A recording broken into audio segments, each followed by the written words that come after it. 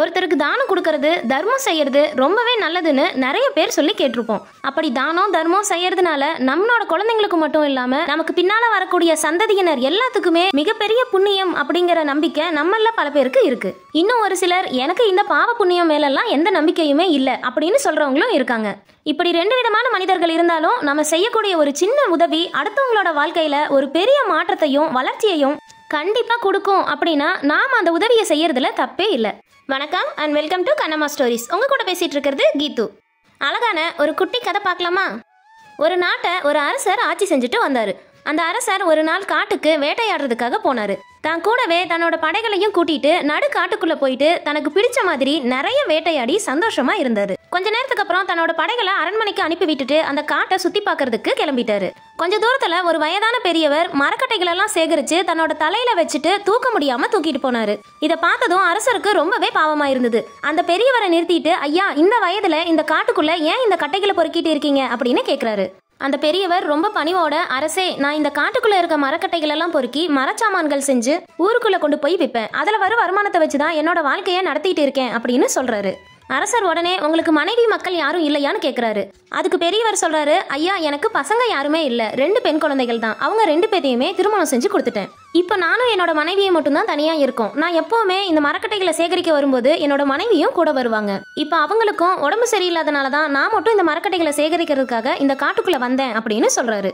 இதை கேட்டதும் அந்த அரசருக்கு பெரியவர் மேல அனுதாபம் வந்தாலும் நம்மோட ராஜ்யத்துல இந்த வயசுலயும் உழைச்சு சாப்பிடணும்னு நினைக்கக்கூடிய அந்த பெரியவரை நினைச்சா கொஞ்சம் பெருமையா தான் இருந்தது. அந்த பெரியவருக்கு காசு பணம் நகை அப்படின்னு கொடுத்து அவரோட உழைப்பை நாமளே தடுத்து நிறுத்தக்கூடாது அப்படின்னு யோசிச்சுட்டு அரசருக்கு சொந்தமான தேக்கு மரங்கள் சந்தன மரங்கள் உள்ள காட்டை அந்த பெரியவருக்கு பரிசா கொடுக்கறாரு. இந்த பரிசு கிடைச்சதும் பெரியவருக்கு ரொம்பவே சந்தோஷம். அரசருக்கு நன்றி சொல்லிட்டு தன்னோட வீட்டுக்கு கிளம்பி போயிடுறாரு. அரசரும் தன்னோட அரண்மனைக்கு கிளம்பி போயிட்டாரு. கொஞ்ச வருஷம் கழிச்சு அந்த மன்னர் மறுபடியும் அந்த காட்டு வழியா வராரு. தூரத்துல ஒரு பெரியவர் நிறைய சின்ன குழந்தைங்களோட ஏதோ பேசிக்கிட்டு இருக்காரு. இதை பார்த்த மன்னருக்கு ஒரு சந்தேகம். யார் அந்த பெரியவர்? இந்த சின்ன குழந்தைங்களை இந்த காட்டுக்குள்ள எதுக்காக கூட்டிட்டு வந்தாரு அப்படின்னு அவர்கிட்டயே கேட்கலான்னு போறாரு. சரிதான், மன்னர் கொஞ்ச வருஷத்துக்கு முன்ன பார்த்த அதே பெரியவர் தான். ஆனா மன்னருக்கு தான் அவரை அடையாளம் கண்டுபிடிக்க கொஞ்சம் நேரம் ஆச்சு. மன்னரை பார்த்ததும் அந்த பெரியவர், அரசே, எப்படி இருக்கீங்க? நான் தான் அப்படின்னு அவர் சொல்லும் போதே மன்னருக்கு அடையாளம் தெரிஞ்சிடுச்சு. அரசர் சிரிச்சுக்கிட்டே, நான் நல்லா இருக்கேன், நீங்க எப்படி இருக்கீங்க? ஆமா, இந்த குழந்தைங்களை இந்த காட்டுக்குள்ள எதுக்காக கூட்டிட்டு வந்திருக்கீங்க அப்படின்னு கேக்குறாரு. பெரியவர் சிரிச்சுக்கிட்டே, அரசே, நான் இந்த குழந்தைங்களுக்கு இந்த காட்டுல இருக்க நிறைய மரங்களை பத்தியும் அதோட மருத்துவ குணங்களை பத்தியும் சொல்லி கொடுத்துட்டு இருக்கேன் அப்படின்னு சொல்றாரு.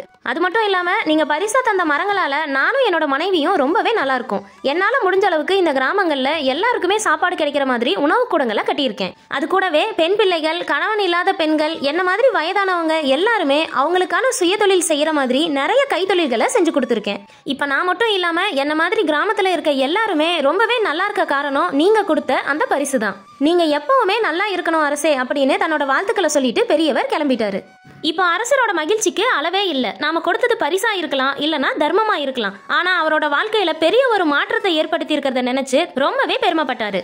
இதே போலதாங்க, ஒருத்தங்க கஷ்டப்படுறாங்க, அவங்களுக்கு நம்மளால ஒரு உதவி செய்ய முடியும் அப்படின்னா அதை கண்டிப்பா செய்யுங்க. அந்த உதவி பணமாவோ பொருளாவோ இருக்கணுங்கிற அவசியமே இல்லை. உங்களால செய்யக்கூடிய சின்ன உதவினால அவங்களோட வாழ்க்கையில ஒரு பெரிய மாற்றமே கூட ஏற்படலாம். அப்படி நீங்க செய்யக்கூடிய உதவிய தானம் தர்மம் பின்னால நமக்கு கிடைக்கக்கூடிய புண்ணியம் அப்படின்னு எடுத்தாலும் சரி. அப்படி இல்லைன்னா ஒருத்தரோட வாழ்க்கையில அவங்க முன்னேறதுக்கான ஒரு ஊன்றுகோலா நீங்க இருக்கீங்கன்னு அந்த மன்னரை போல நீங்க பெருமைப்பட்டாலும் சரி. உதவி செய்யக்கூடிய இடத்துல நீங்க இருந்தீங்கன்னா உங்களால முடிஞ்ச உதவிய கண்டிப்பா எல்லாருக்குமே செய்யுங்க. அது மன நிம்மதியை மட்டும் இல்லாம மகிழ்ச்சியையும் கண்டிப்பா தரும்.